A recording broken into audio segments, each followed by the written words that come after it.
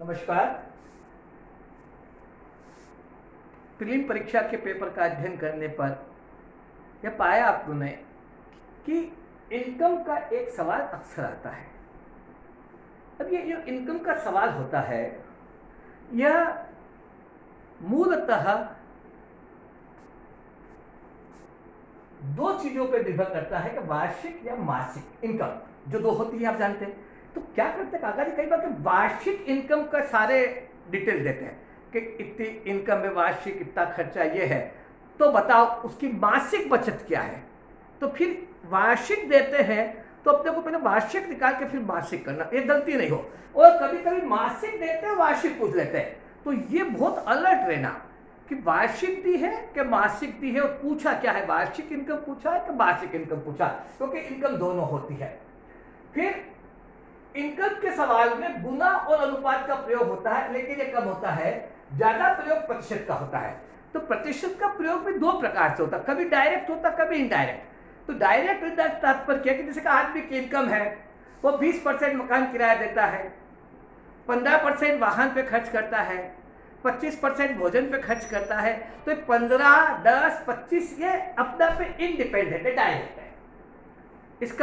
इसको अपन जोड़ सकते हैं, 15, 10, 25 ये जोड़ लिया आपने। फिर तेरा सवाल बोलता है कि 15 उस पे, 10 उस पे, 25 उस पे, और शेष का 2/3 उस पे, फिर शेष में गुना कर देगा, गुना शेष का 2/3 वह अन्य खर्च करता है, उसकी बचत 1600 रुपए है, तो उसकी इनकम क्या है, मासिक कितनी है या वार्षिक कितनी है, ये इसका सवाल। कभी कभी इनडायरेक्ट देते हैं। इनडायरेक्ट में क्या, डायरेक्ट में क्या कि जैसे 15% मकान किराया रेंट कर दो, रेंट 15% रेंट, 10% वाहन, 35% भोजन, और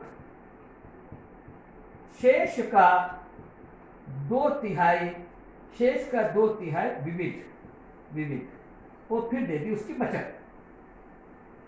ये तो ये इस तरह से सवाल बन जाएगा, ये डायरेक्ट दिया। और कभी देते हैं इसको खर्च को इनडायरेक्ट। तो इनडायरेक्ट में कैसे देते हैं खर्च को, ऐसे कि एक आदमी 40% भोजन पे, शेष का 30% मकान किराया, और शेष का 40% विविध खर्च, फिर दे दी उसकी बचत।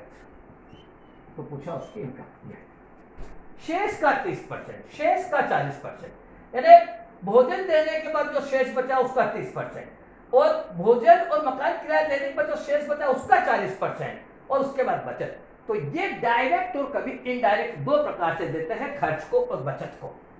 फिर इनका इंक्रीमेंट देते हैं, तो कभी ईयरली इंक्रीमेंट देते हैं, कभी मासिक इंक्रीमेंट देते हैं। ये बोला कि सर राम का वेतन इतना है, उसका इंक्रीमेंट इतना लगा, तो ये कैसा है।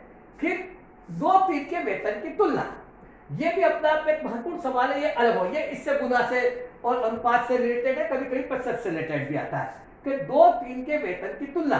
तो कैसे थे, राम को शाम से 2/3 गुना ज्यादा, और मोहन का 2/3 गुना वेतन मिलता है। ये तीनों का वेतन का योग 2,40,000 है। तो बताओ राम का वेतन कितना है, श्याम का कितना है, मोहन का कितना है। तो 2-3 के वेतन की तुलना प्रतिशत में देंगे, तो राम को श्याम से 20% ज्यादा और मोहन से 20% कम वेतन मिलता है। तीनों के वेतन का योग कितना है, तो वेतन कितना है। तो ये इस तरह से सारे वेतन के सवाल परीक्षा में बने हैं, जो मैंने अध्ययन किया और जिसका मैंने निष्कर्ष निकाला। अब आप देखो ये सारे सवाल अलग अलग तरीके से, कौन सा भी सवाल आ जाएगा, अब देखो वो सवाल करना। तो अपन सबसे पहले खर्च वाला सवाल करते हैं, फिर तुलना वाला सवाल करते हैं। खर्च के सवाल दो प्रकार के, इनडायरेक्ट और डायरेक्ट। तो तो तो ' ' ' ' ' ' ' तो पहले डायरेक्ट वाला करते हैं। राम अपने वेतन का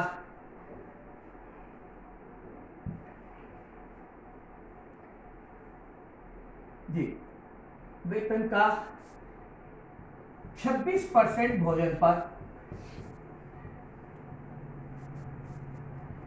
16% वाहन पर और 13% वह यात्रा पर खर्च करता है। राम अपनी इनकम का, अपनी आय का 26% भोजन पर, 16% वाहन पर और 13% यात्रा पर खर्च करता है। शेष का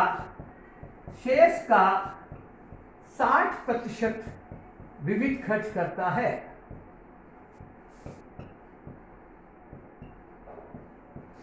उसकी वार्षिक बचत 80,000 रुपया है। 80,000।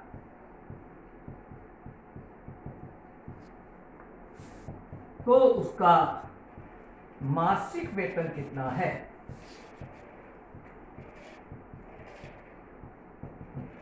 यह परीक्षा का एक बड़ा इंटरेस्टिंग सवाल है, डायरेक्ट वाला।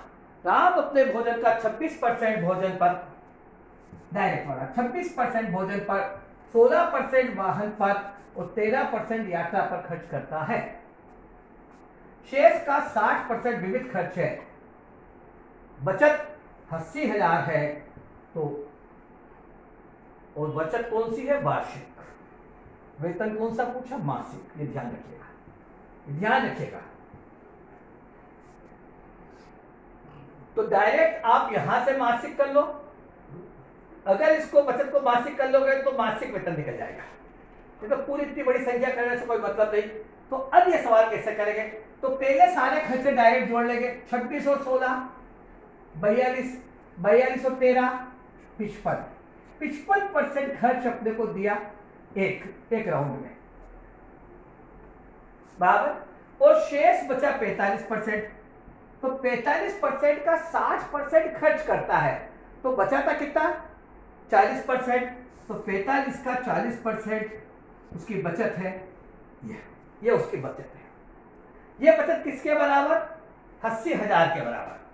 80,000 एक साल की। तो एक महीने कितनी? 12।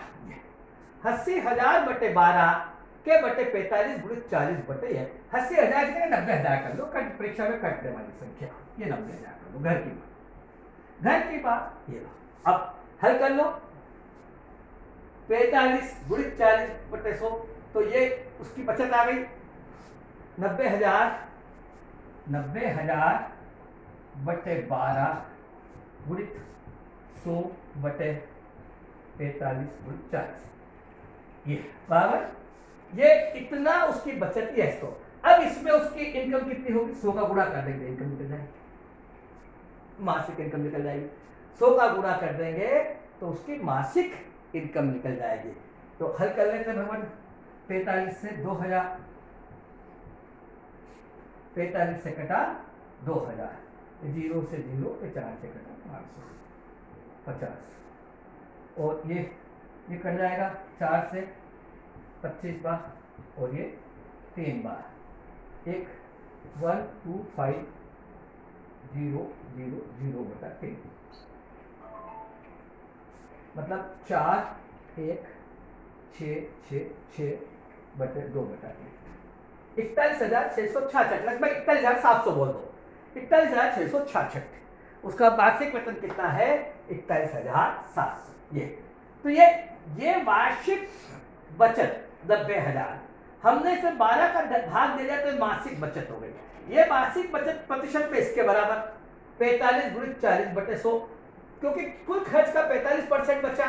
45% का 60% विविध खर्च करता है तो 40 बचता है। तो 40 ये 100, तो ये हो गया और 100 का गुणा कर दिया तो उसका मासिक वेतन निकल गया। अब अगर पूछता है कि बताओ उसका भोजन का खर्च कितना है, तो अपन 100 का गुणा नहीं करते हैं, किसका गुणा कर देते हैं? 26 का। अगर यहाँ 26 का गुणा कर देते तो उसका भोजन का खर्च निकल जाता। यहाँ पर 16 का गुणा करते तो उसका वाहन का खर्च निकल जाता। यहाँ 13 का गुणा करते तो उसका विविध खर्च निकल जाता।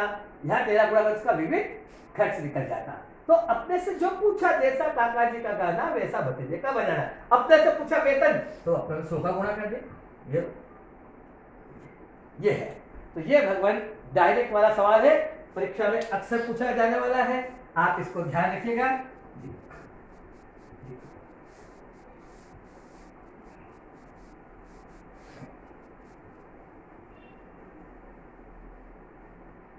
10 मिनट एक अब इनडायरेक्ट वाला, मांगीलाल अपने वेतन का 40% भोजन पर खर्च करता है।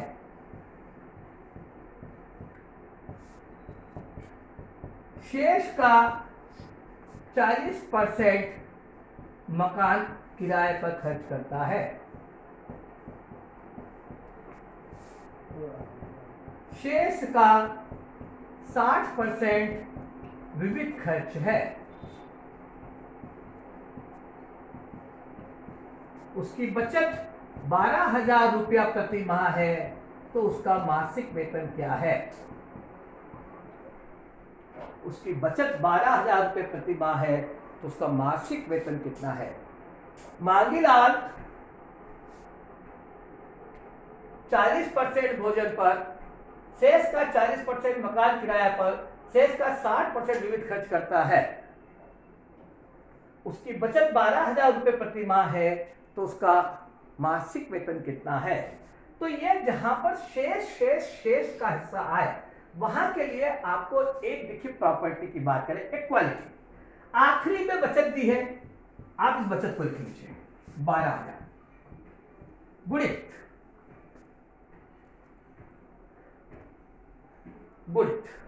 100 अपान, ये सब माइनस कर दीजिए, 100 माइनस 60 40 गुणित 100 अपान 100 माइनस 40 60 गुणित 100 अपान 100 माइनस 40 60, खत्म। ये उसकी इनकम निकल जाएगी। बस जो तीनों खर्च शेष करके दिए हैं, आप 100 अपान उसको माइनस कर दीजिए, 100 में से निकल जाएंगे। 100 अपान 100 माइनस 60, 100 अपान 100 माइनस 40, 100 अपान 100 माइनस 40, ये सारा आप करेंगे तो ये सारा उसका 1 मिनट में उत्तर हो जाएगा, ये निकल जाएगा। चलिए हल कर ले। 1 2 3, तो 1 2 3, 4 से कट गया 3 बार, 3 से 6 कट गया 2 बार, 2 से कट गया 50 बार, और ये 25/3, तो कितना हो गया? 2 5 1 2 3 4/3, 8 3 24, 83,333 सही 1/3। ये उसका मासिक वेतन लगभग 83,000 रुपया, 83,333। जितना खर्च शेष दिया है उसको 100 अपान 100 अपान 100 अपान कर लीजिए, आपका विद इन सेकंड उत्तर निकल जाएगा 100 अपान 100 अपान 100 अपान, जितना शेष दिया। अब अगर आपसे इस सवाल में देखिए, बड़ी काका जी सवाल में बड़ी तभी मैंने देखा ना, तो स्टेट बैंक के सवाल में क्या किया कि उन्होंने ये कहा कि बताओ उसका भोजन पर खर्चा कितना है। तो भोजन का खर्चा पूछा ना, ऐसा नहीं कि पूरा वेतन निकालेंगे फिर उसका 40% निकालेंगे, ऐसा नहीं करेंगे। आप चलिए अब तक 12,000 भोजन का खर्च, भोजन खर्च निकालना आप देखो, बराबर परीक्षा में ये पूछा। तो 12,000 गुणित 100/60 तो 40, गुणित 100/40 तो 60। अब यहां पर आप क्या कीजिए कि 40 के बटे 100 माइनस 40 कर दीजिए, ये 60, ये 60। जो अपन ऊपर में 100 लिखते थे, तो 100 लिखते थे तो वेतन आता था, जैसे 40 लिख देंगे तो भोजन का खर्चा आ जाएगा 40/60। तो 1 2 3, 1 2 3, ये कटा 3 बार, 3 से कटा ये 2 बार, तो 2 से कटा ये 20 बार, और ये 10 बार, और ये 3 बार, 1,00,000/3। भोजन का खर्च उसका 33,333 सही 1 मिनट में खत्म। ये भोजन का खर्च कितना? 40 कर दिया तो भोजन खर्च आ जाएगा सीधा, 100 कर देंगे तो वेतन आ जाएगा। ये इस सवाल की क्वालिटी है। और भी सवाल बनते हैं, अपन करते रहेंगे। हमसे जुड़े रहिए, हमारे वीडियो देखिए, सब्सक्राइब कीजिए, कमेंट्स कीजिए, दोस्तों को बोलिए। जय युवा, जय युवा।